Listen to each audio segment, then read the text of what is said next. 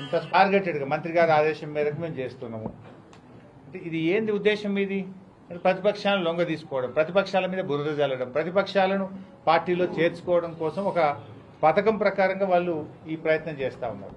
మరి ఇలా అనేక క్వారీలు లీజ్ అయిపోయినాయి, వాటిని ఎక్కడ టార్గెట్ చేస్తారు? అవన్నీ కూడా నడుస్తూ ఉన్నాయి, కాంగ్రెస్ పార్టీ నాయకులే నడుస్తూ ఉంటాయి, దాని మీద ఏం చేయరు.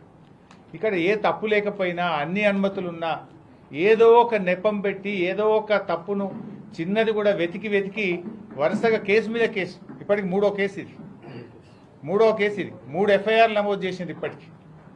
అంటే ఒక కేసు తర్వాత ఒకటి పెడుతూ వేధించేటువంటి ప్రయత్నానికి ఇవాళ కాంగ్రెస్ పార్టీ ప్రయత్నం చేస్తాం.